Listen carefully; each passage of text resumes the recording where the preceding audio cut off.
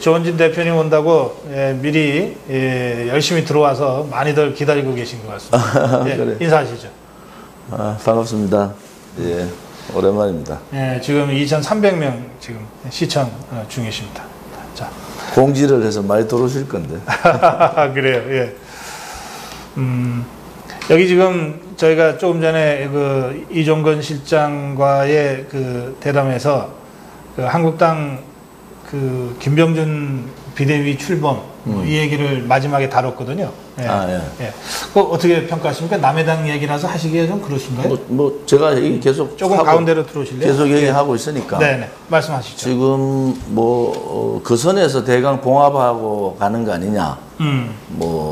지금 국민들이 바라는 그런 완전한 소위 말하는 변화. 이거는 힘들게 생겼다. 결국 노선을 약간 좌측으로 가는 선에서 정리될 거다. 뭐 이렇게 보고 있죠. 약간의 좌클릭 정도밖에는 기대할 게 없다. 지금 저한당은 다른 문제가 아니고 인적 문제잖아요.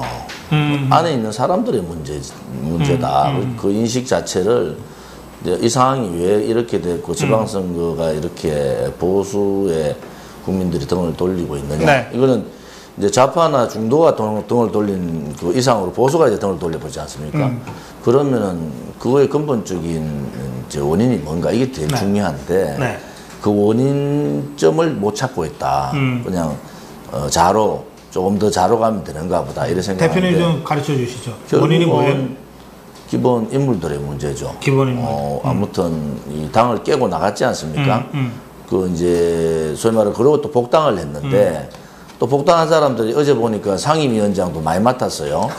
왜냐하면 그래요. 제가 그 전에 얘기했다시피 자기의 어떤 그런 부분에 상당히 매몰되어 있는 사람이 많다. 그럼 벗어나야 되는데 벗어난다는 게 뭡니까? 자기 내려놔야 되잖아요. 그래요. 예. 이제 국민들은 보기 싫은 거예요.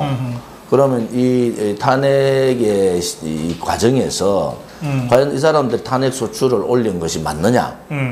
국민들 맞지 않다고 보는 거예요. 일반 좌파 그런 분들은 모르지만 보수 국민들은 지금 이제 10한 8개월 되는데 도대체 나온 게 뭐냐? 박근혜 대통령이 뭘 잘못해서 탄핵됐느냐? 이런 관점들이 이제 탄핵을 했는 사람들한테 도리어 묻는 거예요. 도대체 너네가 탄핵 소추를 통과시켰는데 소위 말하는 탄핵파들이잖아요. 도대체 그러면 지금 1년 8개월 지난 지금 시점에서 도대체 너가 탄핵했는 이유가 뭐냐. 하나라도 돼보라는 거 아니야. 하나도 될 수가 없잖아요. 대통령의 탄핵의 요건은 딱 정해져 있잖아요. 그런데 그 요건이 하나도 맞지 않는데 너가 탄핵시켰기 때문에 거기에 대한 책임은 져야 된다. 그런데 너가 소위 말하는 국민들 표현이고 뻔뻔하게 다시 돌아와가지고 상임위원장이나 맡고 그냥 인물한 사람들 세워가지고 대강 봉합하고 가자. 그리고 말 나오면은 아마 소위 친이 비박 이런 사람들은 죽을 때까지 아마 친박 얘기할 거예요. 내가 죽은 것도 친박 때문에 죽었다 이럴 거야.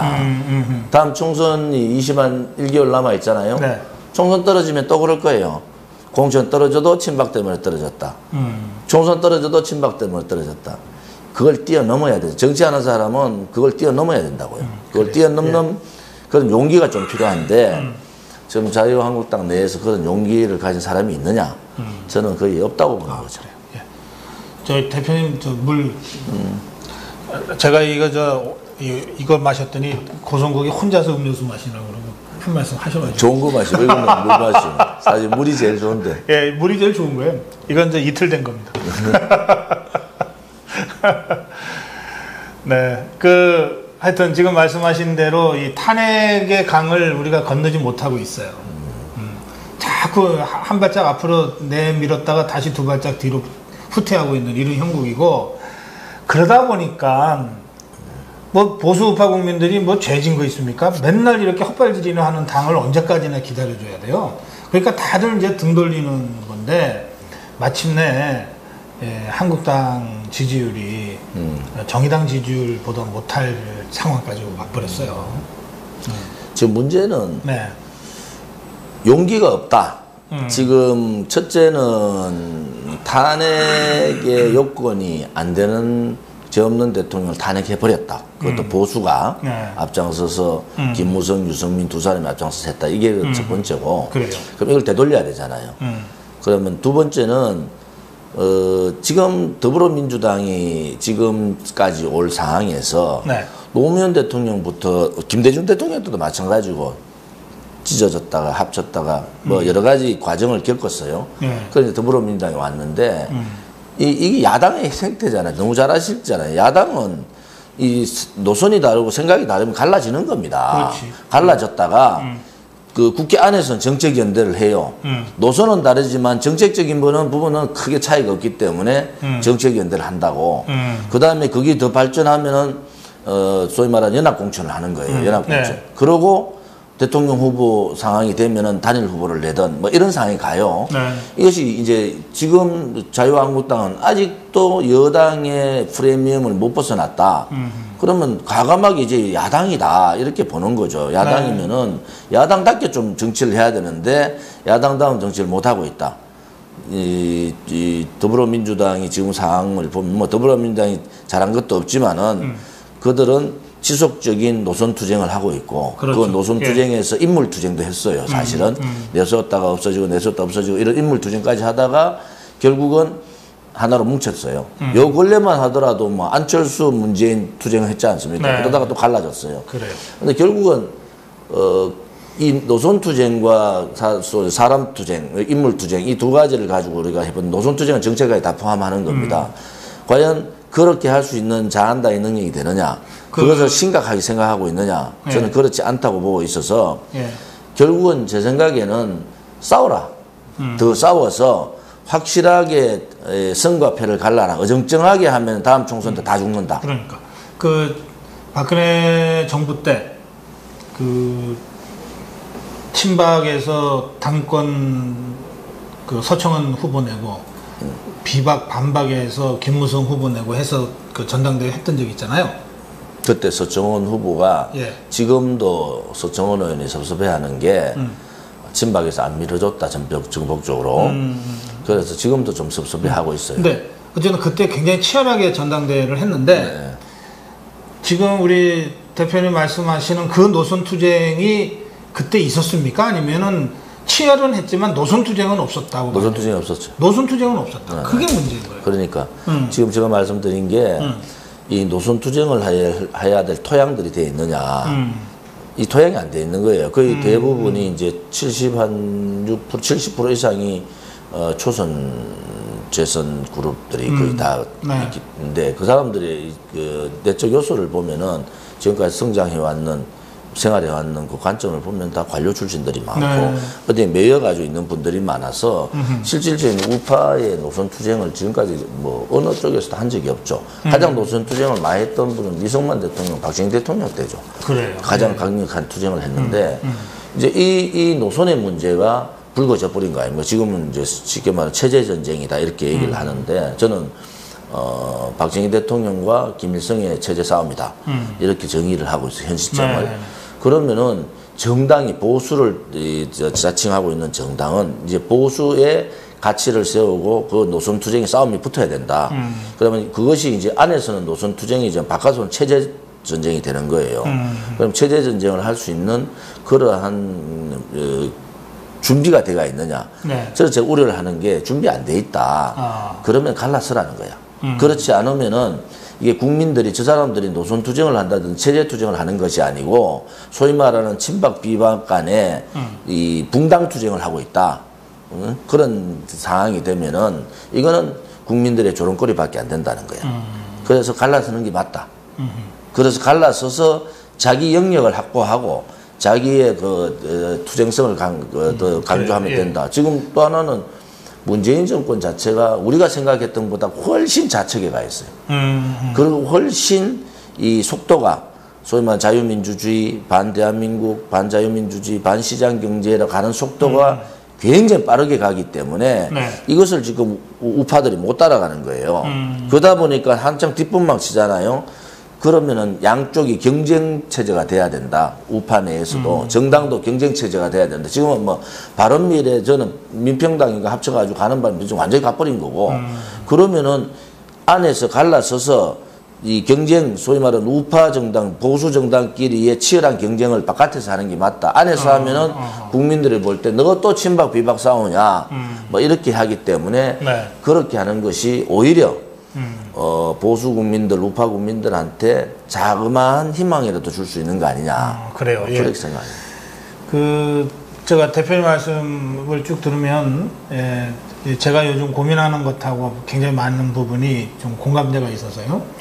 그러니까 이 한국당이 뭐 싸워도 좋은데 노선을 갖고 싸우면 무슨 어떤 결론이 나든 생산적으로 나잖아요. 그렇죠. 근데 전부 이 지금 복당파들은 무슨 말만 나오면 친박 세력 때문에 못하겠다 이러고 자꾸 친박 대 반박 이 구도로 뭘 규정을 해버리니까 그 지방선거가 소위 말하는 그런 부분에 대한 심판을 받은 거 아니에요. 그럼 심판을 받았으면은 본인들이 왜 심판을 받았느냐 반성하고 근본 해결부터 가야 되는데 이것을 불씨가 이제 꺼져가는 걸 다시 또 세우는 거야. 계속 앞으로 보세요. 이게 정책 가지고 싸우는 게 아니란 말이야. 거기 국민들 듣기가 싫은 거야. 노선 투쟁도 아니고 체제 투쟁도 아니고 정책 투쟁도 아니고 그야말로 자기들의 이익을 위해서 내가 다음에 공천 이래 누가 비대위원장 되든 누가 당대표 되면 내가 공천 받을 수 있을까 없을까 이게 국민들이 너무 많이 알기 때문에 이제는 방법 없다. 그러니까. 너가 좀 이혼해라 이혼해서 나중에 다시 뭐 재개발하는 문제는 다음에 보더라도 이혼하는 것이 맞다. 이런 그러니까 이게 진짜 이게 친박 반박을 하는 순간 이건 유령하고 싸우는 거니까 지금 친박이 도대체 어디냐고요. 예? 친박 있었으면은 뭐 목소리 좀 냈겠지. 근데 다 죽었잖아요.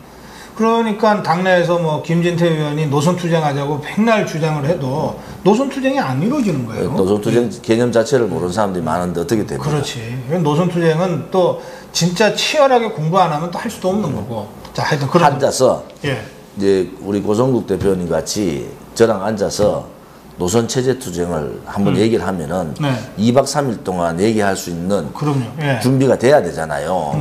그런데 뭐 이 개념 자체가 없는데 어떻게 되느냐고. 그래서 제가 대표님 최근에 이런 얘기를 제가 고성국 TV에다가 합니다. 뭐냐면 한국당을 그동안은 어떻게든 좀 뜯어고쳐서 혁신해서 개조해서 창조적 해체를 해서 뭘 좀 해보려고 했는데 아무래도 이거 안 되는 것 같다. 그리고 거기에 쏟을 공이면 차라리 새로 만드는 게 훨씬 쉽겠다.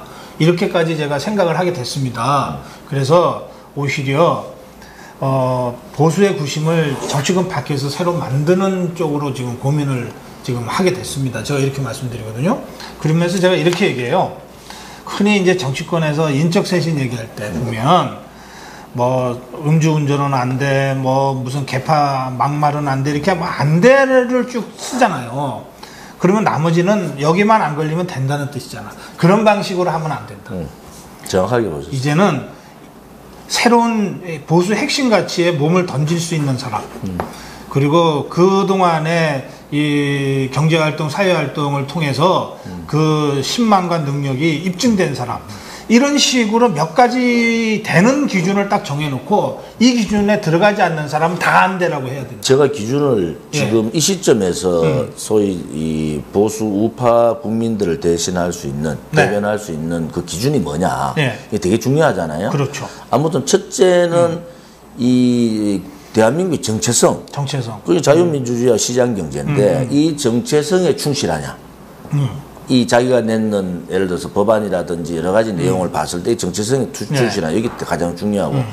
두 번째는 지금은 왼쪽으로 많이 갔어요. 제가 말하는 좌파, 우리가 한 번도 경험하지 못한 좌파 독재다. 뭐 주사파, 좌파 독재, 이거 상황이, 독재라는 게 그렇잖아요. 권력 쥐고, 돈 쥐고, 언론 방송 장악하고, 장기 집권 업무를 가졌으면 독재로 가는 겁니다. 그럼 이거는 좌파 독재로 간 거예요. 공견하게 장기 집권 얘기를 하잖아요. 그러면은 이 좌파 독재하고 싸울 수 있는 여러 가지 요건이 필요한데 그것은 첫째 투쟁력이 있어야 된다.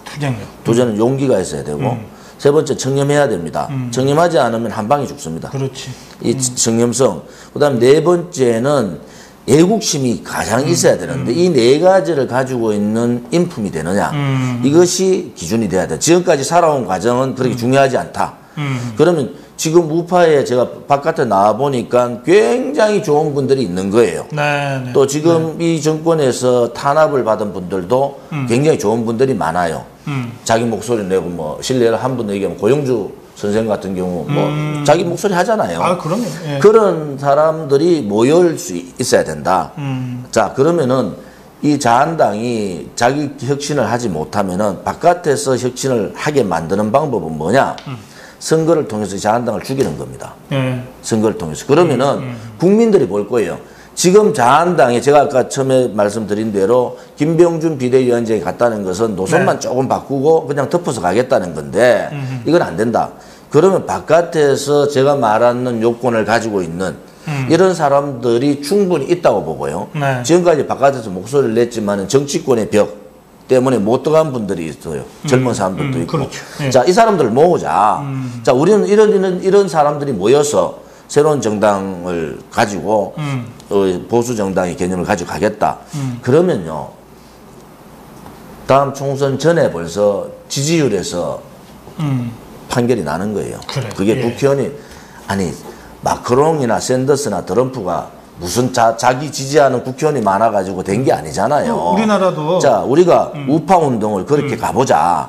그러면은 저는 욕심이 없기 때문에 뛰어나온 사람 아니에요. 그러니까 그런 우파 운동의 중심이 서서 자한당이 도저히 변화 개혁이 안 되고 우파 국민들을 희롱하는 상황이 되었단 말이에요. 이제 막 보수라는 얘기도 하기 힘들 정도의 상황이 갔으면은 스스로 변화 개혁하라고 기대했는데 안 됐다. 지방선거 끝났어도 지금 안 됐잖아요. 그러면 깨는 수밖에 없다. 그러니까 우리나라도 그걸 이제 방법 찾아야 된다. 이 민한당하고 민추협하고 해서 정말 한 달 반 만에 창당한 민추협이 국민의 선택과 지지를 받아서 그렇죠. 제1야당으로 다시 딱 섰던 경험이 있잖아요. 너무 잘하시네. 지금 보세요. 바깥에 이제 보수 괴멸 상태로 가잖아요. 소위 말하는 보수 괴멸, 내가 미국 기자하고 인터뷰 1시간 했는데 그때 그랬어요. 보수 괴멸이 보수가 괴멸되는 거 아니다. 친미주의자가 다 죽는 거다. 그러면 그 책임이 누가 있느냐? 첫째는 문재인 4.27 판문점선언, 그다음에 6.12 미국 트럼프하고 김정은. 이 문제가 어쩌면은 시그널을 어떻게 뒀냐. 김정은을 인정해 준 것도 있지만 이 좌파 독재 정권을 인정해 줘 버린 거 아니냐. 그러면 도대체 미국의 나라가 뭐냐. 보수 개멸되고 친미주의자들 다 죽고 나면은 그때 미국이 나서봐야 그거는 한반도 벌써 건너가는 거다. 그래서 미국이나 지금 이제 두 가지 아닙니까? 한반도 내에서의 중국, 러시아 하고 김정은, 문재인 이 네 개의 시스템이 돌아가면서 미국을 고립화시키고 있고 또 하나는 국내에서는 소위 말하는 트럼프의 이런 잘못된 그 결정 때문에 보수 우파 괴멸이 속도가 엄청나게 빨라질 거예요. 그리고 친미주의자가 다 이제 목소리를 못 낸다. 그 다음에 미국이 할 길이 없다는 걸 해봐요. 그 다음에 할 수 있는 것은 피를 흘리는 수밖에 없는데 자, 지금 이 시점에서 그러면은 보수 우파를 자처하고 있는 정당이 국제 정세가 이렇게 가고 지금 좌파 독재의 가장 잔악한 상황을 우리가 보고 있는 상황인데 결국은 보수를 자처하는 정당의 한계가 온 거다. 이제는 바꾸자. 알겠어요. 예. 근데 그 점에서 똑같죠. 아, 그러니까. 근데 대표님 이런 얘기를 자유한국당이나 바른미래당의 의원들이나 정치인들하고 좀 하면 대화가 됩니까? 제가 지금 뭐 40명 가까이 만났는데요. 뭐 생각은 같아요. 그런데 이제 그 생각에 깃발을 누가 드느냐 이게 중요하잖아요.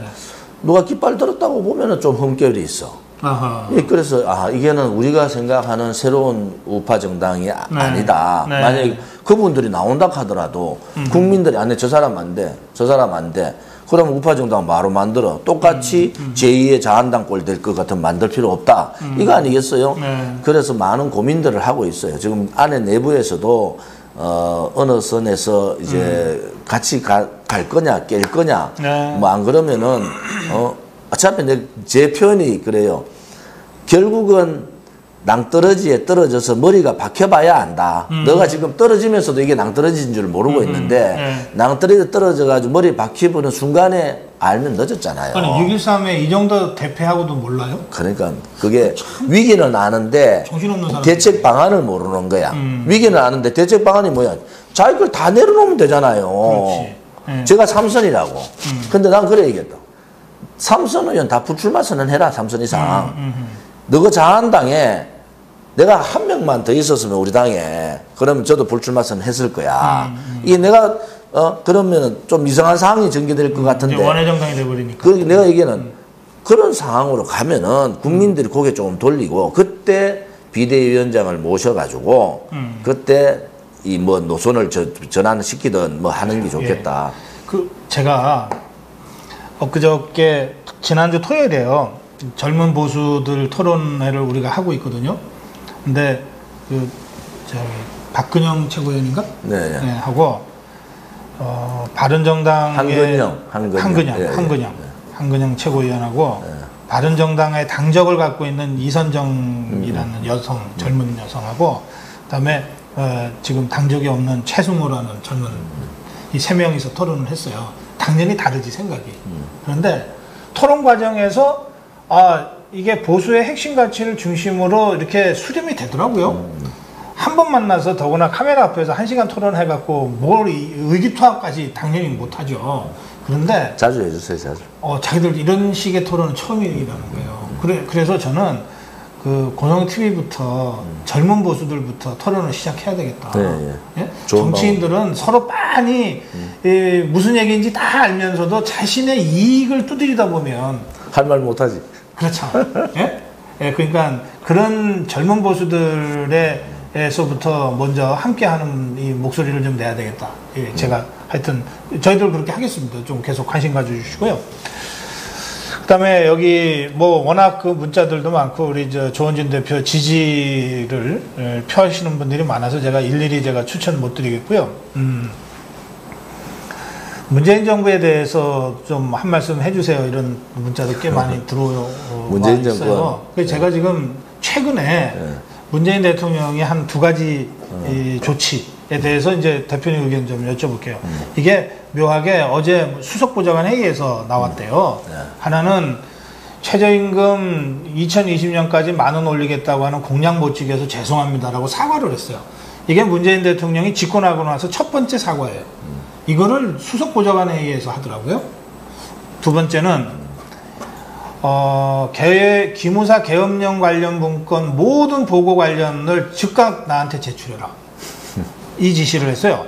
하여튼 이 두 가지가 어제 대통령이 한 중요한 행동이에요. 어떻게 생각하십니까? 최저임금 문제는 네. 지금 이제 이번에 10.9%, 지난번에 16.4%, 예. 처음에 금액에서부터 29% 정도가 올랐어요. 예. 결국은 이제 서민과 서민이 싸우게 만든 결과가 왔다. 그럼 결국 자들이라는 게 이제 더불어민주당이나 이제 좌파 정권은 그동안 서민을 되게 강조했잖아요. 서민. 박근혜 정부 때도 계속 자기들이 서민을 대변하는 정당이고 박근혜 정권은 재벌을 대변하는 정권이다. 이렇게 계속 했는데 결국 첫 번째 가장 중요한 최저임금 정책을 딱 쓰면서 나타난 것은 뭐냐. 서민과 서민이 싸우는 아주 조그만 식당의 주인하고 식당에서 알바를 하고 있는 사람이 싸우는 상황을 만들었어요. 네. 결국은 이 서민과 서민을 싸우게 했는 의도가 뭐냐 이게 되게 좀 중요하고요. 네. 두 번째는 최저임금에 대해서 공약을 지키지 못했다. 대한민국뿐만 아니라 전 세계의 지도자들이 자기가 공약한 걸 100% 지킬 수 있는 특히 경제정책은 100% 지킬 수가 있습니까?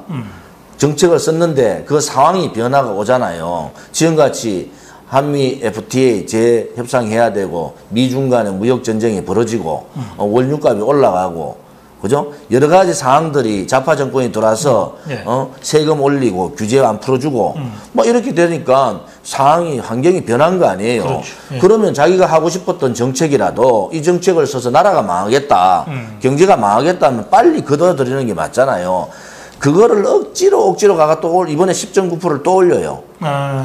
이거는요. 이거는 그냥 면피한 거다. 그래서 대통령이 얘기한 거, 그 면피용으로 얘기를 하는구나. 네. 노동계에는 면피하고 그 뒷구절이 또 있잖아요. 뒷구절은 자영업자라든지 피해보는 사람들에 대해서 뭐 여러 가지 대책을 세워야 된다. 그렇지. 예. 그거 다 알고 있단 말이에요. 문제는 뭐냐? 우리가 소득 주도 성장의 핵심인 최저임금 인상은 시기가 빨랐고 이 문제는 저희들이 정책적으로 잘못했기 때문에 네. 장하성 경제수석을 퇴진시켜야 되는 거 아닙니까? 사태를. 그래야지 진정성이 있잖아요. 예. 그런데 이거를 공약을 지켜서 못했다. 지금 문재인 정권이 해야 돼. 1년 4개월 만에 뭘 했으면 노동자 천국을 만들어 버렸다고.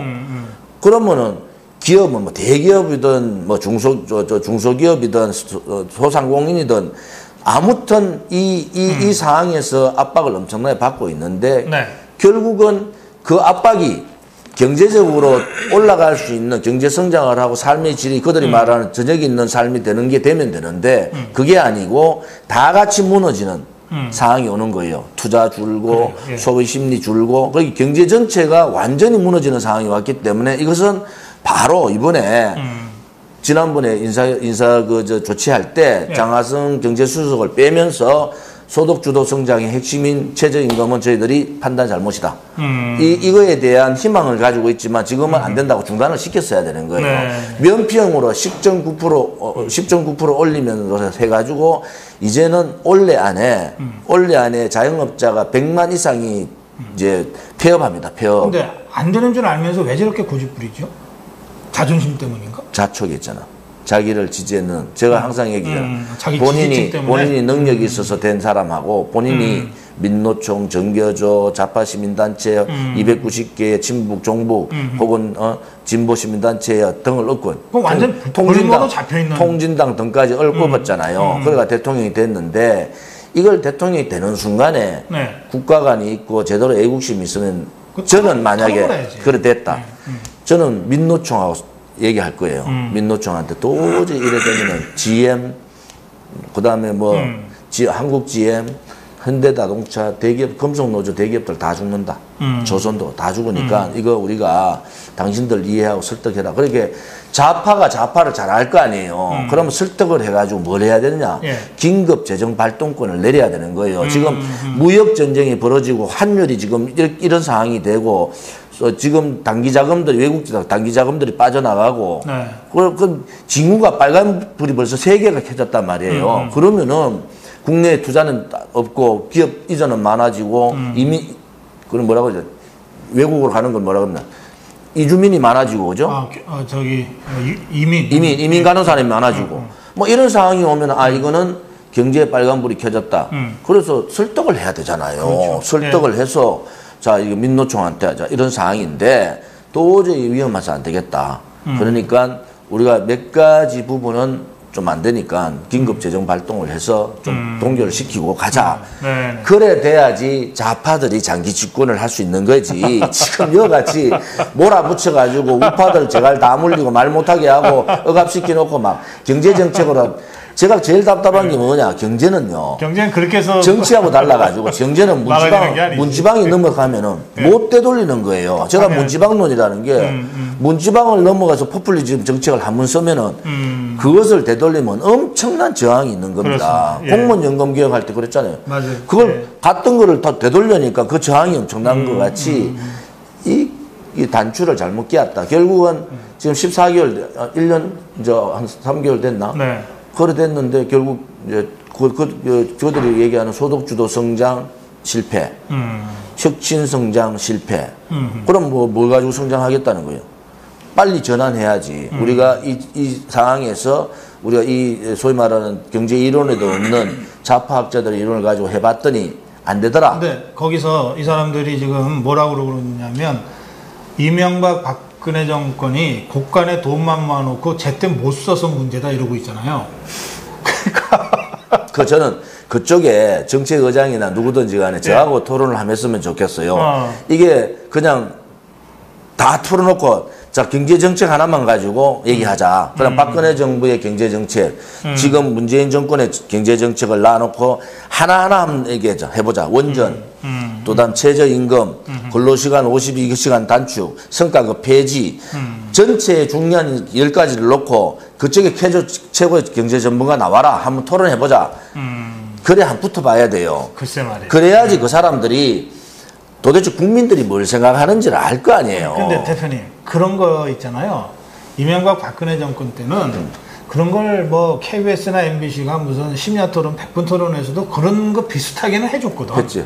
요새는 왜 그런 게 없죠? 그리고 소득, 지금 최저임금이 대통령이 사과하는 상황이 되면은 최저임금에 대한 무제한 토론을 한 붙어야 되잖아요. 그러면 최재성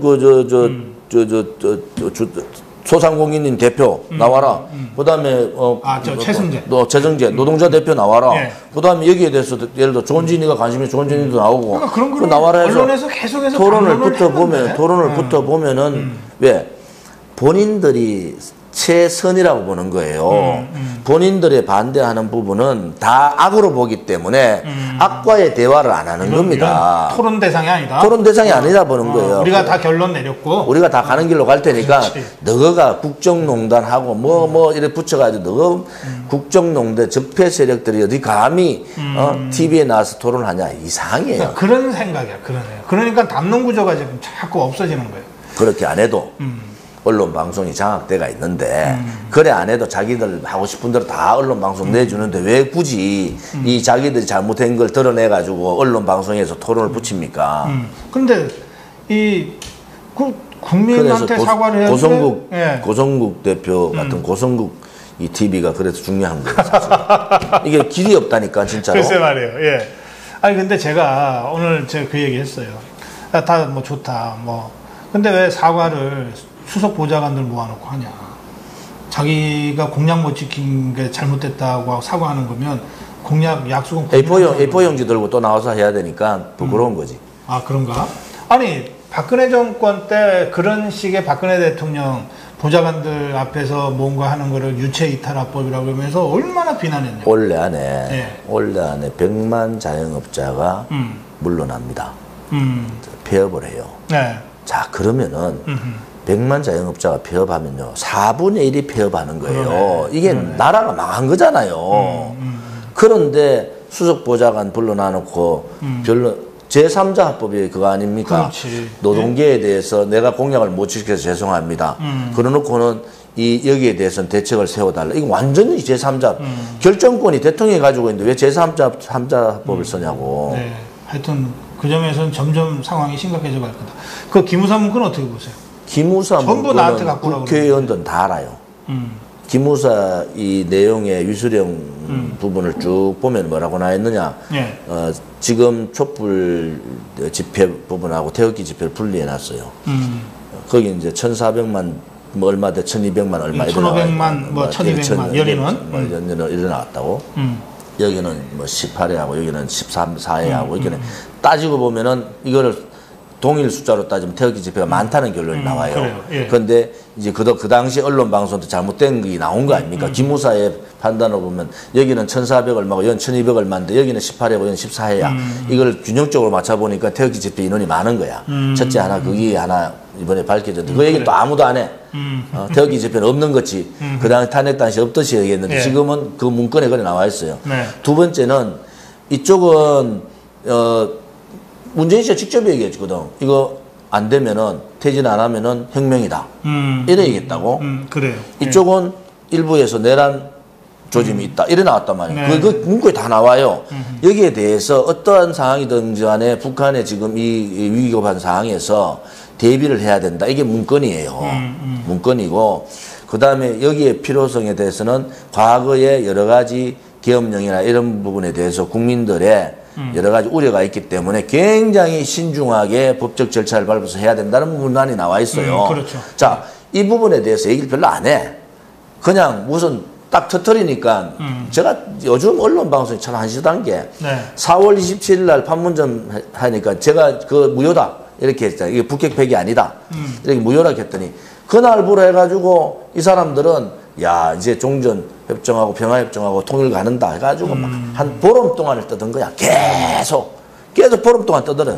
국민들이 야 이 통일되는가 보다 이런 생각하고 모든 언론 방송 그걸 떠드니까 한 개 빼놓고 야 그러니까 지금 이 문제도 마찬가지잖아요. 네. 이거는 모든 부분에 대해서 북한과 정보 정쟁을 하고 있는 기무사로 봐서는 국내의 문제에 굉장히 예민할 수밖에 없어요. 네. 그러면은 테러가 발생한다. 여러 가지 있을 수 있는 게 대해서 준비를 하고 거기에 대비해야 된다. 그것도 뭐 이모 의원이 질문을 한 거 아니에요. 네. 거기에 대해서 만들어냈단 말이야.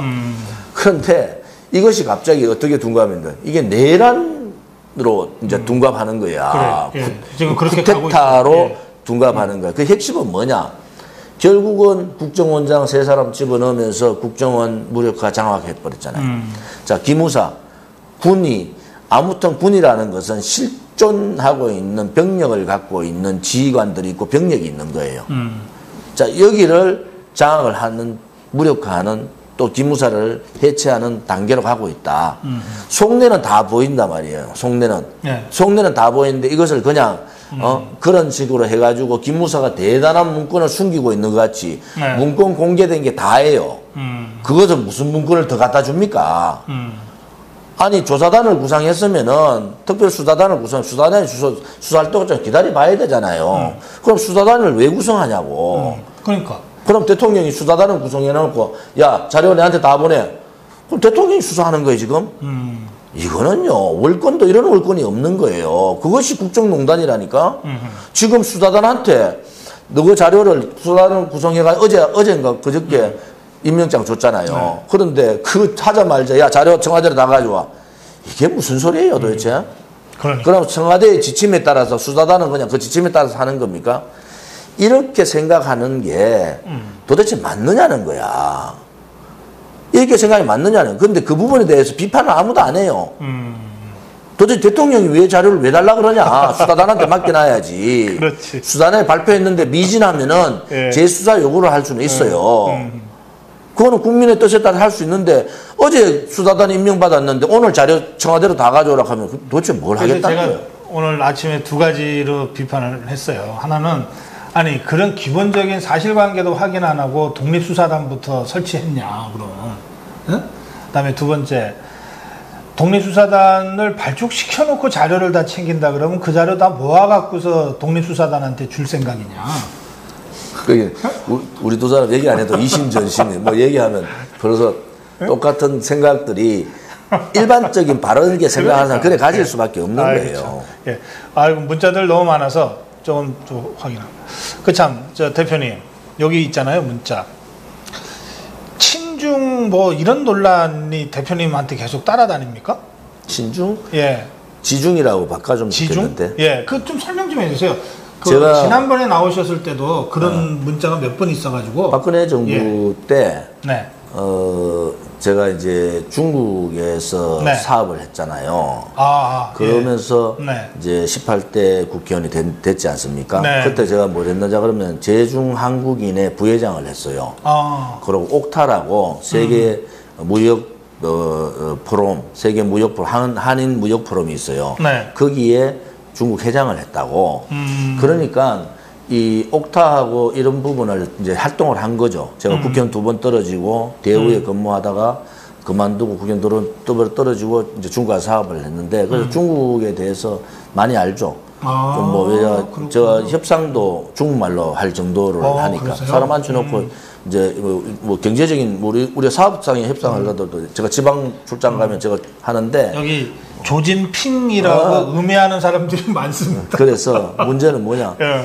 시진핑 주석을 시진핑을 제가 아마 정치인 중에 제일 많이 만났을 가능성이 있어요. 그래요? 6번 예. 공식적으로 만나는 건데 네, 박근혜 대통령 정부 때 박근혜 대통령이 중국 문제만 있으면 저를 불렀어요. 중국에 뭐 대단히 고위직에 오면은 저를 불러서 같이 배석을 시켰다고. 왜냐 박 대통령이 중국에 대해서는 조은진 의원이 많이 아니까. 그래서 예를 들어 특사 갈 때도 제가 갔고, 네. 그다음에 박근혜 대통령 한중 그 정상회담 할 때도 제가 모시고 네. 갔고, 그것도 특별 수행으로 갔잖아요. 네. 그게 그런 걸 포함해서 한 6번 정도의 의원 교류할 때도 갔고, 이래서 뭐 만났는데, 네. 뭐 지중이 맞죠. 그다음에 문제는 알겠습니다. 지금은 대한민국은요, 저는 그래 봐요. 정치인이 대한민국의 국익, 네. 또 대한민국의 정체성을 만약 침탈한다. 그러면은 중국이 아니라 어떤 나라와도 싸워야 됩니다. 그렇지 않습니까? 그래서 지난번 중국에서 와서 우리 사드 문제 때문에 보복할 때 제가 분명히 얘기했다고. 네. 이 사드 보복 중단해라. 엄청난 대한민국의 저항이 있다. 이렇게 하면은 한중 관계 문제가 엄청나게 심각해진다. 네. 이렇게 얘기했고, 저는 중국 사람들 만나면 당당합니다. 제가 시진핑 그래요, 예. 주석하고 만났을 때 보시면은 네. 뭐 거의 고개 안 숙여요. 이 좌파들이 하는 행태하고 다르다고. 사실 이게 따지고 보면 이게 지금 지중이라고 말씀하시는데 지중파 굳이 따지면 중국을 잘 아는 사람이다. 제가 저보고 한중의원협회의 부회장이라서 자꾸 친중 얘기. 그럼 제가 지금 요즘은 한일의원협회 이사하고 있거든. 그럼 내가 친일인가? 사실 문재인 정부의 대중국 외교가 우리 국민 자존심 굉장히 상하게 만들고 있거든요. 그러니까 중국 가서 그 정도 대접은 제가 가도 받아요. 그런데 그 국가를 대표하는 사람이 품격을 그런 식으로 떨어뜨려가 되겠습니까? 글쎄 말이에요. 아무튼 중국하고 누구를 만나더라도 국가의 이익, 국가의 정체성, 네. 이 부분을 지켜야 되는 것이 정치하는 사람이고 국민의 예. 도리다. 그렇지 않고 가서 자기 말 못하고 아부하고 내가 이번에 더불어민주당들 가는 거 보니까 90도 절붙이고 대사라는 사람이 칭송하고 이런 그러니까. 말도 안 되는 짓들을 하고 있잖아요. 그래요. 예. 자, 그리고요. 이제 얘기가 중국 얘기 때문에 꼭 그런 건 아니고 제가 사실은 질문 드리려고 했던 건데 그 핵폐기 문제 있잖아요. 지금 사실상 미국이 트럼프가 핵폐기를 포기한 것처럼 보이기도 하고 좀 걱정이 많거든요. 요미르에 오늘 뭐라고 났느냐. 예. 이렇게 났어요. 네. 트럼프가 폼페오한테 자, 이런 비핵화 협상을 계속할 필요가 있냐. 요미르에 난 게 그거예요. 아하, 그랬더니 폼페오가 시간을 좀 달라. 이렇게 이제 우리 그 민병호 그 박사라고 이 서울대 나오신 분이 네. 그 이제 미국 자료, 일본 자료 이런 걸 잘 검토하는 분이 계신데 그 얘기를 제가 들었는데 네. 결국은 우리가 옳았는 게 제가 이것은 북핵 폐기가 아니다라고 얘기했잖아요. 4월 27일 날. 그런데 결국은 북핵 폐기도 하지 못하고 완전하고 단계적인 비핵화 이렇게 얘기했는데 네. 생각을 김정은이나 중국이나 러시아나 이런 단계적에다가 방점을 뒀어요. 그런데 문재인 주사파 정권만 완전하다가 방점을 뒀다고. 아하. 그럼 결국은 지금 상황이 어떻게 되느냐. 완전하는 물 건너 가버렸어요. 그럼 미국도 이 완전한 건 안 된다. 이제 미국이 이제 깨달은 거야. 도대체 문재인 정권 도대체 뭐야? 자기들한테 완전한 단계적 비핵화라고 얘기했다고. 그렇지. 거의 개런티하다시피. 예. 그 김정은은 시진핑 만나가지고 한 걸음 한 걸음이라고 했다고. 한 걸음 한 걸음. 우리 한글 표현을 한 걸음 한 걸음이라 했다. 이거는 뭐냐? 전면적인 비핵화 안 하겠다는 거예요. 네. 핵폐기 안 하겠다는 거야. 그러면 중국이 이제 깨달은 게 미국이 깨달은 게 폼페오가 이번에 북한 갔다 와서 영 냉대 당했잖아요. 네. 그러고 편지 한 장 딱 들고 왔다고. 그러니까 폼페오 입장에서도 자기가 주장했던 것이 맞는데 트럼프라는 사람이 아무튼 문재인 얘기했던 안 그러면은 푸틴이 얘기했던 군사훈련 중단까지 시키는 상황이 왔다고. 네. 그리고 이 상황에서 접으면은 다음 네. 11월 달 선거가 이제 그렇지. 박살 나는 거야. 지금 벌써 이번에 러시아 갔다 온 거 해서 그동안 쌓여있던 게 막 그 소위 트럼프 지지자들까지 확 돌아서고 있는 거예요. 예. 그러면은 우리 한국의 입장에서는 어떤 관점으로 봐야 되느냐. 자, 우리 국민들 입장에서는 그러면 도대체 네. 핵 핵폐기에 핵자도 못 꺼내고 한 걸음도 못 갔는데 우리가 지금까지 조치한 건 뭐냐. 자, 다 줘버렸잖아요. 안보 빗장 다 열었잖아요. 그렇지. 첫째, 뭐 군사훈련 중단. 예. 한미 군사훈련 중단이 아니라 한국군의 대규모 군사훈련도 중단했단 그렇죠. 말이에요. 예. 그 다음에 전방부대에 대한 그 60km 시설 부분, 그 대북 방송 중단했죠. 확성기 철거. 확성기 철거했죠. 그 다음에 김정은이 요구했다는 60km 정찰단, 이것도 지금 가만히 있으면 또 서거 뺄 가능성이 있어요. 그럼 킬체인 다 무력화시켜버린, 방어체제를 무력화시켜버린 거 아닙니까? 그 다음에 북한에 대한 교과서, 수정 벌써 들어가가지고 일반 교과서 쓰고 있죠. 그래요. 자, 그러면 우리가, 그다음 기무사 지금 이 상태 만들어놨지. 네. 자, 도대체 우리가 지금 4월 27일 이후에 뭘 했냐? 북한에 얻을 수 있는 거 하나도 못 얻고, 우리가 줄 거는 군사적인 해체는 다 하고, 그렇지. 다 하고, 우리가 얻은 거는 탁구단 왔다 갔다 하고, 천송월이 왔다 갔다 하고, 가수 왔다 갔다 하고, 농구단 와서 스포츠하고, 이런 상황이 지금 대한민국 정상적인 상황이냐고, 지금 4월 27일 이후에 지금 석 달 가까이 되는데, 이거는 완전히 안보쇼에다가 국민을 희롱한 거 아니에요. 국민 희롱인 거잖아. 그러면 결국은 여기서 미국이나 일본은 벌써 핵폐기 끝났다 이래 가는 거야. 단계적도 아니고 완전하는 고사하고 단계적도 끝났다 보는 거예요. 예. 자, 그러면은 결국은 북한 김정은한테 죽음의 그림자를 받는 김정은을 살려주었어. 그거다가 안보 빗장까지 다 열어주고. 대한민국의 국민들이 안보에 대한 굉장히 두려움이 많았잖아요. 그거 빗장 다 열어줬어. 자, 도대체 그럼 뭐 지금 이 주사파 문재인 정권이 한 게 뭐냐는 거야. 이 4월 27일 이후에 3개월 동안 문재인 정권이 한 게 도대체 뭐냐. 국민을 이렇게 안보쇼로 속이고 일당 독재를 할 수 있는 6월 13일 선거까지 장악을 해버렸잖아요.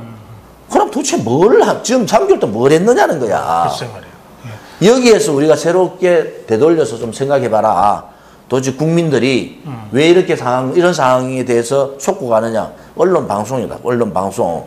언론 방송이 안보쇼를 포장해가지고 덧칠까지 해가지고 막 떠들었지 않습니까? 국민들은 국민들 잘못한 게 뭐가 있어요? 언론 방송 실어주는 대로 방송 나오는 대로 아는데 그렇지. 결국은 결과가 지금 뭐냐?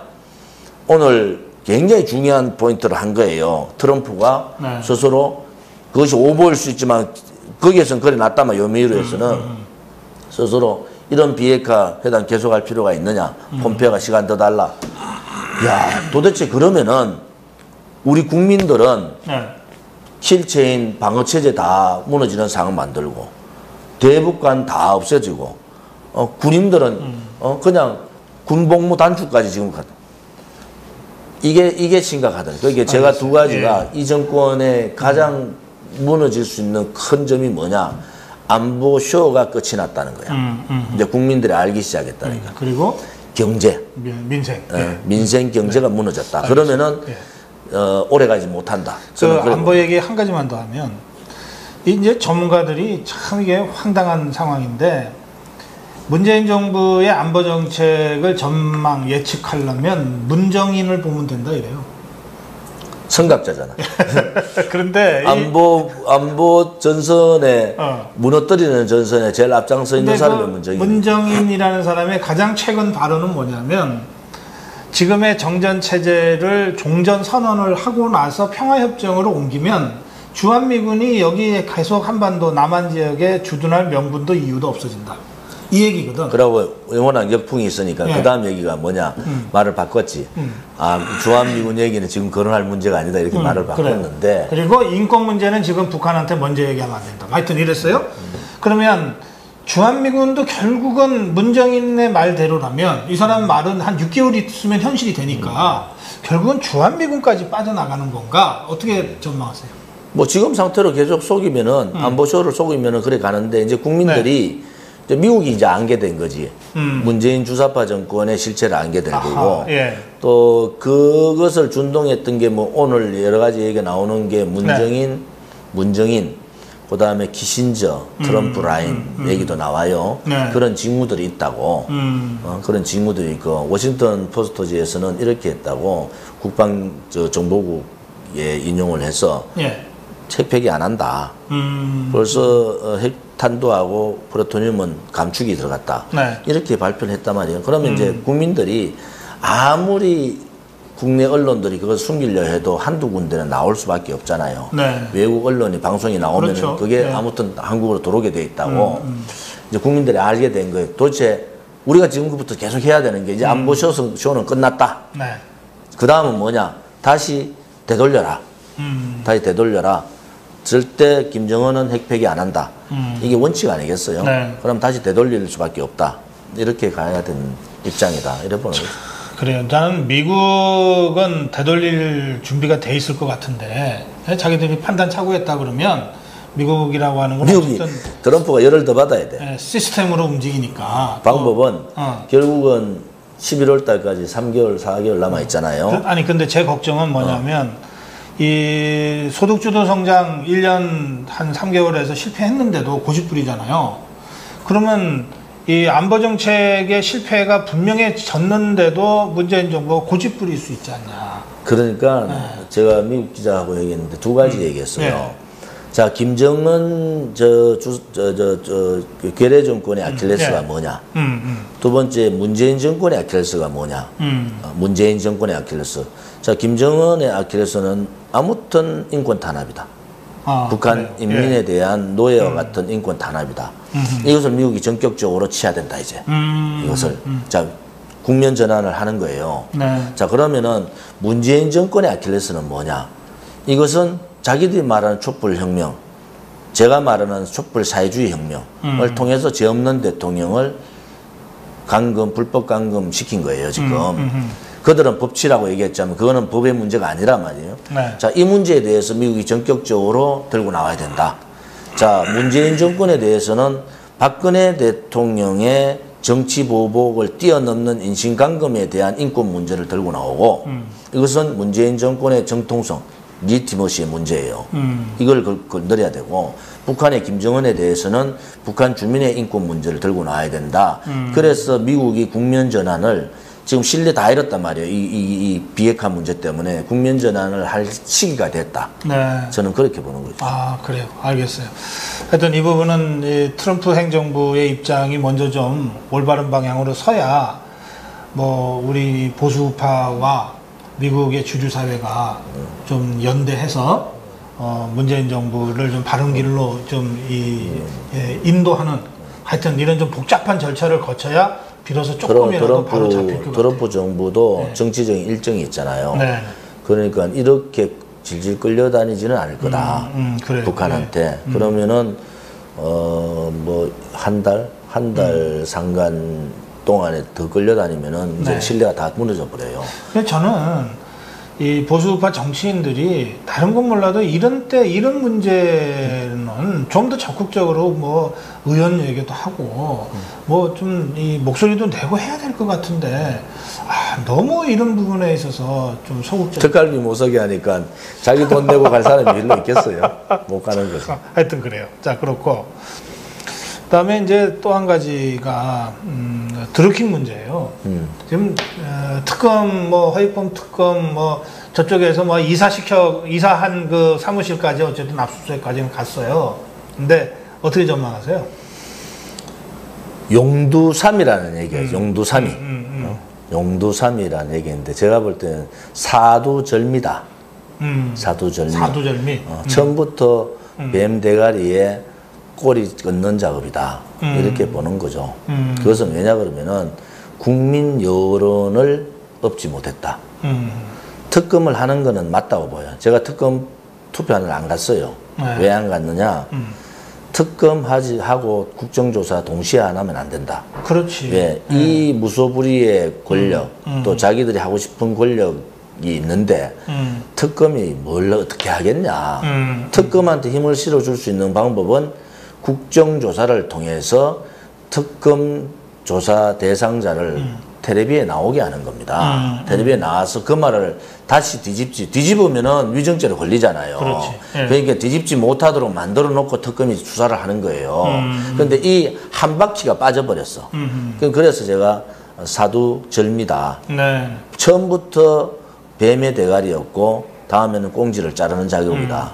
아무튼 뭐 제가 볼 때는 어느 선까지로 마무리하고 끝난다. 그래서 그것은 뭐 드루킹 사건이라는 것은 다음 정권이 보수 정권이 들어오면은 다시 밝힐 수밖에 없는 그런 사건이 아니냐. 그래서 허위범 특검 쪽에다가도 제가 얘기하고 싶은 게 이것은 지금의 요 시점의 문제가 아니다. 당신들이 특검을 맡았는 한도 내에서는 있는 걸 다 해라. 그렇지 네. 않으면은 당신 또 당한다. 그게 선례가 있었단 말이에요. 그렇지. 그러니까 특검이라는 게 뭐야? 이 사실에 대한 모든 것을 증거 위주로 또 성역 없이 모든 조사를 하고 그것이 청와대까지 가면은 청와대 조사 요구를 해야 된다. 네. 그렇지 않고 이거 얼버무리면요. 조만간에 허위범 특검에 대한 또 다시 한 특검이 들어와야 된다. 맞아요. 이게 되게 지금의 이 적폐청산이라고 부르졌던 이 세력들이 국민들한테 가르쳐 준 거예요. 지금까지는 그래도 정치권에서 나름대로의 탕평을 요구를 했지만 이제는 그렇지 않게 되는 거예요. 이제는 어떤 사건이 있으면 그 사건에 대해서 미진하다 그러면 또다시 재조사를 할 수밖에 없는 네. 구도를 만들어버렸지 않습니까? 그래서 허위범 특검이 성역 없이 증거 위주로 신속하게 하고 본인이 한계가 있으면은 국회에 요청을 해야 된다. 네. 저는 이제 뭐 대표님 말씀대로 이 드루킹 특검 논의가 나올 때부터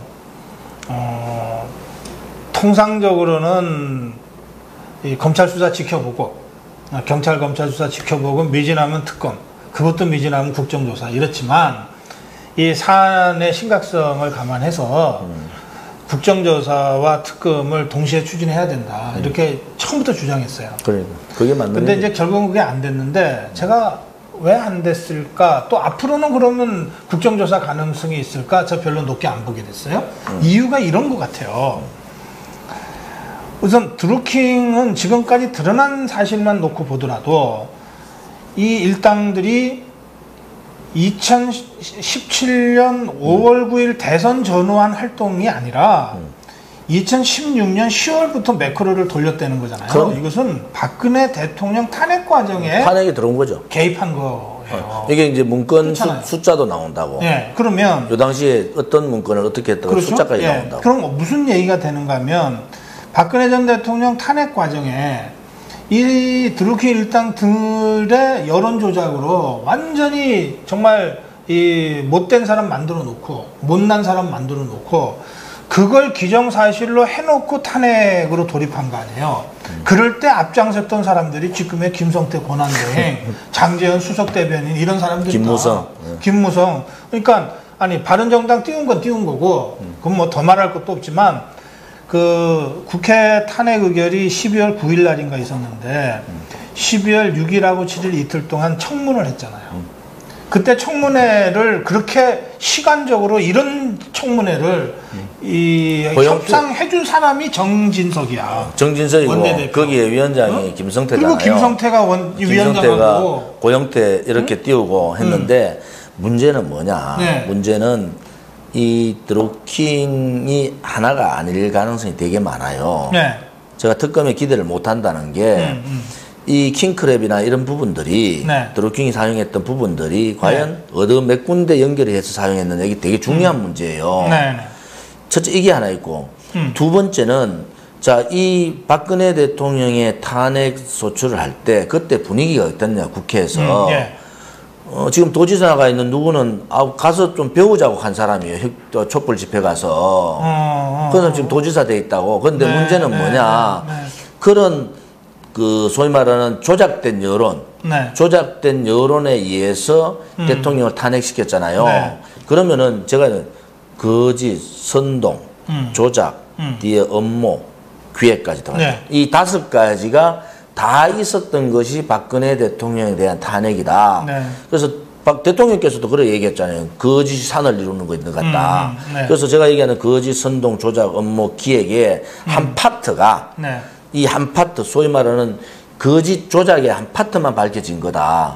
그러면 이게 특검이 제대로 가려는 것은, 자, 그러면은 이 킹크랩이 어디에 어떻게 요 드루킹 외에 누가 어떻게 섰는가까지 나와야 돼요. 네. 그러면은 그 당시에 야당 의원들을 광범위하게 탄핵 당시에 광범위하게 접촉했단 말이에요.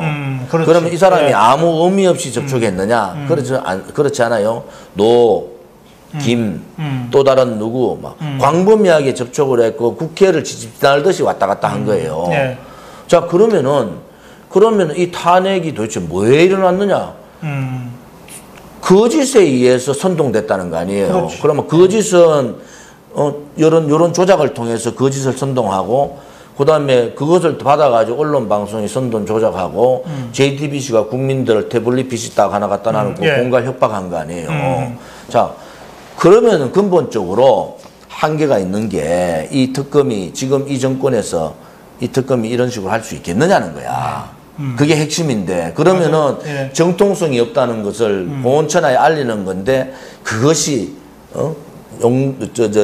절미 그렇게 꼬리를 안 자르고 갈 수 있느냐는 그러니까. 거지. 네, 그래서 국정조사도 나는 잘 안 될 것 같다. 지금 당권을 부르는 사람들이 갖고 있으니까. 국정조사 하면요 자한당의 그 탄핵 주도했던 사람들, 미래당의 탄핵 주도했던 사람들 있잖아요. 바른미래 그 사람들 이제 끝나는 거잖아.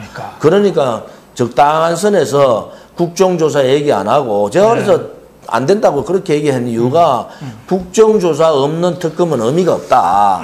그때 몰고 갈 때 국정조사하고 특검을 같이 받아라. 그렇죠. 그래 가야 되지. 지금 와가지고 뒷북 쳐봐야 의미가 없다니까요.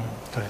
그 점에서 이제 국정조사는 현실적으로 그 키를 갖고 있는 이 한국당의 지도부가 이거는 자기 스스로 고백하고 시작하지 않으면 안 되는 일이고. 그 관점에서 제가 처음으로 오늘 토론을 간담 처음으로 돌아가 보면 제가 얘기했잖아요.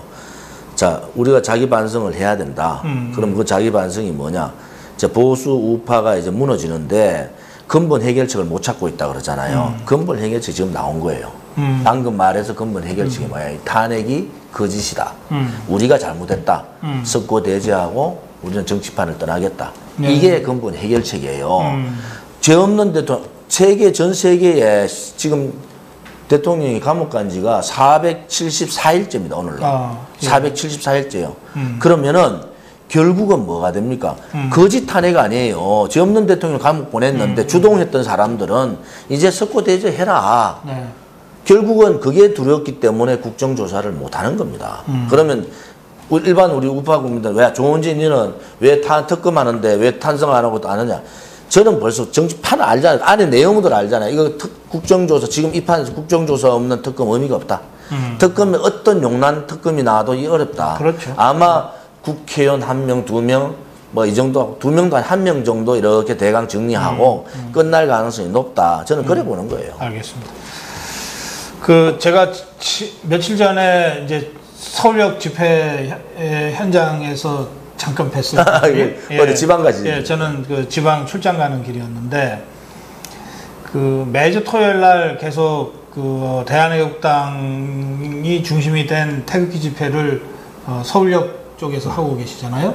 그리고 대한문 앞이나 다른 데는 또 다른 단체가 하는 태극기 집회가 매주 토요일 날 비슷한 시간대죠. 시간대가. 그 시간이 같죠. 예, 2시. 이렇게 좀 계속 열리고 있습니다.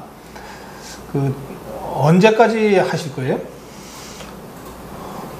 박근혜 대통령의 거짓 탄핵 진실이 밝혀지는 날까지. 그것은 박근혜 대통령이 무너지니까 대한민국의 자유민주주의 시장경제가 무너지더라. 네. 그래서 그날까지는 갈 거다. 그러고 그것이 그렇게 멀지 않았다는 생각이 자꾸 들어요. 아, 그래요? 왜냐하면 좌파들의 바닥이 너무 빨리 보인다. 그래서 많이 힘들고 지치더라도 어떤 태극기 집회에 가는 분들이라도 네. 태기를 놓지 마시고 끝까지 투쟁해야 된다. 저는 그렇게 보고 있습니다. 근데 그럼에도 불구하고 박근혜 대통령이 사법적으로 무죄가 나올 가능성은 거의 없다고 봐야 되지 않습니까? 그리고 그러면 결국은 뭐 한간에서는 결국은 보수 정권이 다시 정권 잡아서 잘못된 진실, 실체적 진실을 다시 밝히고 그리고 그 과정에서 대통령 사면권을 통해서 사면 복권되고 명예 회복하는 이 수밖에 없지 않냐. 이제 그렇게들 본단 말이에요. 대표님도 그렇게 생각하시는 건가요? 뭐 아까 네. 그 방법은 정치적인 어떤 방법은 이제 자한당이 한계가 오면 방법 없다. 예. 새롭게 만들어서 바깥에서 국민의 지지를 받아서 가는 수밖에 없다. 이런 생각이 네. 이제 방법론은 나왔는데 네네. 대내외적인 여건들이 국민의 저항이 굉장히 많이 나올 가능성이 있다. 그것은 그냥 법적인 문제, 정치적인 뭐 선거를 통한 방법도 있지만은 네. 이 주사파 정권이 저질러 놓은 일이 너무 많아요. 네. 거기에 피해보는 대상이 너무 많고 저는 아마 총선 전에는 50% 밑으로 한 35%, 40% 선까지 떨어질 거다. 아하. 이 문재인 지지율이. 네. 뭐 그래 보는 사람이고 결국은 본물 터지듯이 않지만은 조금씩 터지고 있다. 지금 최저임금 문제 때문에 경제가 이렇게 되고 52시간 단축하는 순간에 앞으로 대한민국 경제는 좌파 정권 내에서는 일어나기 힘들다. 네. 그것이 실질적인 지표로 나옵니다. 지표로 나오게 돼 있으면은 거기에 따르는 먹고 사는 문제잖아요. 네. 이 문제의 저항이라는 것은 막을 수가 없어요. 그래요. 정치적인 저항은 정치적으로 일도하면 되는데 이 먹고 사는 문제의 저항은 막을 수가 없는 겁니다. 저는 그렇게 보고 있고 또 좌파들이 왜 저렇게 급할까라는 생각도 갖고 있어요. 네. 그것은 이번에 일당 독재의 지방선거 일당 독재 상을 만들듯이 일당 국회를 만들 작업을 할 거다. 그래서 자기들이 가고자 하는 헌법 개정을 가면은 예. 이거는 장기 집권 업무가 아니고 장기 집권의 헌법에 의한 장기 집권이 가는 거예요. 그렇지. 자, 자기들은 그렇게 노리고 합법적, 있는 거. 합법적 장기 집권. 자, 그래서 정치적으로 할 수 있는 건 해보자. 자한당한테도 계속 경고를 주는 거예요. 그러니까 사실은 이번 6.13 선거처럼만 나오면 200석 더 하죠. 200도 하죠. 네. 220석 나온다 하는데. 그러면 바로 개헌 가죠. 개헌 바로 가면은 사회주의 개헌이 가는 거예요. 예. 그런데 우리를 바깥에서 이렇게 올바른 소리하고 터키 들고 자한당을 얘기하고 문재인 정권 퇴진을 얘기하고 막 계속 하잖아요. 예. 이런 불씨들이 살아야 된다. 그래야지 이 불씨가 불같이 일어나서 천만이 모이는 겁니다. 네. 그래서 우리 대한애국당은 100만 다건 작업이 들어갔고 최소한도로 50만 명의 태극기 집회 인원이 모이도록 지금 전국에서 서명대 작업을 하고 있단 말이에요. 네. 그러면은 저는 다른 지역, 다른 뭐 대한문이나 뭐 어디든 태극기 집회 하는 분들의 이 순수한 애국심만 보자. 네. 바깥에 뭐 복잡한 거 많아요. 그런 거 볼 필요도 없어요. 예. 내용을 잘 모르기 때문에 그렇다. 예를 들어서 그런 순수함만 보면은 언젠가는 뭉친다. 언젠가는 뭉치고 또 언젠가는 이 바깥의 새로운 정치 세력의 상당한 지원 세력이 될 수 있다. 저는 그렇게 보는 거죠. 알겠습니다. 저는 사실은 2020년 4월 총선, 이제 21개월 남은 이 4월 총선은 다시 보수파가 다수파가 될 거다라고 제가 예측합니다. 하는데 그 이유는 지금 우리 대표님 말씀하신 대로 안보와 경제 이 두 축에서 그 누수가 이미 시작됐어요. 이건 어떻게 막을 수 없는 막을 수가 없죠. 막을 수가 거기에다가 이제 우리 국회의원들은 알 거예요. 또 이렇게 정부 기관에 있는 사람들은 야 정권 바뀌고 1년밖에 안 됐는데 이렇게 세상이 험악해졌나. 근데 일반 서민들은 사실은 잘 모르잖아요. 그냥 뭐 신문을 보고 방송을 봐도 적폐청산에서 누가 됐다더라, 뭐 감옥 갔다더라, 뭐 장관, 차관 지냈던 사람들이니까 자기 얘기가 아니에요. 근데 제가 6.13 선거 끝나고 나서 한 달, 지금 제가 전국을 이렇게 다녀보면요. 이제 정말 피부는 느낌. 자기 일이 된 거죠. 예, 자기 일이 되는 거야. 지역에서. 예. 그래서 거기서 오는 후폭풍이 굉장히 심하다. 그런데 그 더불어민주당은 사실은 영남 지역 같으면은 언제 부산에서 울산에서 시의회 다수파가 된 적이 있습니까? 이거 또 앞으로 된다는 보장도 없어요. 그러니까 자기들 이때 뭔가를 해야 되는 거야. 굉장히 급해요. 그래서 생기는 정말 웃지 못할 이 해프닝들이 많습니다. 그런 것들이 나는 국민들한테 어쨌든 이게 세상이 바뀐다면 이렇게 되겠구나 라고 하는 그 교훈을 계속 주고 있다고 생각해요. 그래서 저는 이제 제가 사실은 바깥에 네. 탈당하고 나올 때 제가 정명 그 당시 총장이 저보고 묻더라고. 네. 혹시 바깥에 그 보수 인사들 중에 아는 사람 있냐고. 그 내가 한 명도 없어요. 제가 그냥 들었는 사람은 조갑재 선생 잠깐 듣고 네, 그다음에 예. 서정갑 대령 네. 신문 나오니 그 정도 들은 거지. 제가 직접적으로 만난 사람이 없다고 해서 깜짝 놀라더라고. 아니, 그런데 어떻게 그거 나왔느냐. 요즘 생각하면은 뭐 무슨 말을 하셨는지 제가 알겠어요. 알겠는데 이제 내려놔야 됩니다. 내려놓고 준비해야 됩니다. 준비. 보수 우파의 이 소위 말하는 혁명의 준비를 해야 된다. 우리가 혁명이라는 것은 총칼 들고 하는 혁명이 아닙니다. 네. 여건이 갖춰 점점 가고 있다. 그러면은 바깥에 지금까지 정치적인 벽에 의해서 네. 관성에 의해서 돌아갔던 정치판을 깨야 됩니다. 그렇지. 이제 국회의원 112명 저는 의미가 없다고 봐요. 오히려 그 국회의원보다도 바깥에 있는 올바른 생각을 가지고 있는 10명이 더 중요하다.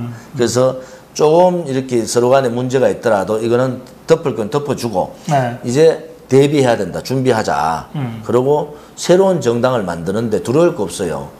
만들면 되는 겁니다. 그리고 이제 야당이에요. 네. 야당은 야당답게 해야 된단 말이에요. 네. 거리 투쟁도 하고 목소리도 내고 저항할 건 저항하고 이렇게 야당다운 모습을 보여야지 되죠. 이쪽은 벌써 왼쪽으로 완전히 가 있는데 다음 선거에 중도 보수 없습니다 이거. 그런데 지금 자한당은 또다시 크릭을 자로 가겠다는 거야. 이거는 완전히 방향을 잘못 가고 있는 거예요. 이 판을 잘못 보고 있는 거예요. 그러면은 이 소위 말하는 주사파 좌파 정권하고 싸울 수 있는 건 뭐냐? 75% 정도의 이 우파 정권이 필요하다. 75%면 100으로 봤을 때 네. 지금 지금 야는 한 90 가 있단 말이에요. 좌로. 그렇죠. 우리는 우측에서 한 75 정도에 있어야 되는데 지금 자한당은 지금도 70 이하인데 이걸 더 땡겨가 50까지 가면 일단 끝나는 거예요. 이제 보수 우파 정당이라는. 그래서 네. 저는 그것을 제대로 바꾸자. 알겠습니다. 그런 입장을 갖고 있는 거죠.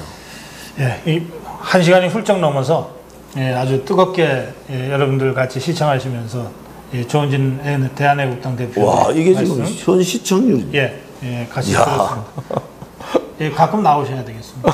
4천이 다 돼가요? 그러니까 다음에 나오셔서 4천 한번 기록하시죠. 그러시죠. 짧게 인사 말씀, 마무리 인사 말씀 부탁. 아무튼 거짓 선동 조작 기획된 탄핵의 현실들이 드러납니다. 아무튼 고생스럽지만은 덕을 두고 있는 우리 우파 국민들께서 지치지 마시고 진실과 정의의 투쟁을 해 주십시오. 또 하나는 제가 이 고성국 TV 지금 몇 번째 나오는데요. 언론 방송이 거의 기레기 수준으로 돼버렸습니다.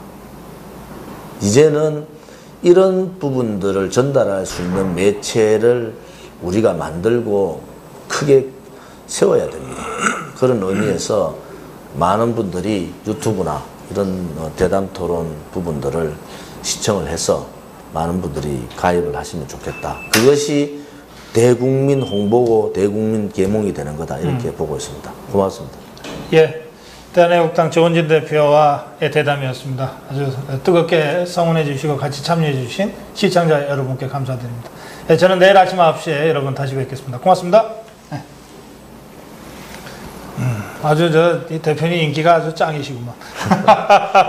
4천 곧 가겠다. 다음에 나와서 4천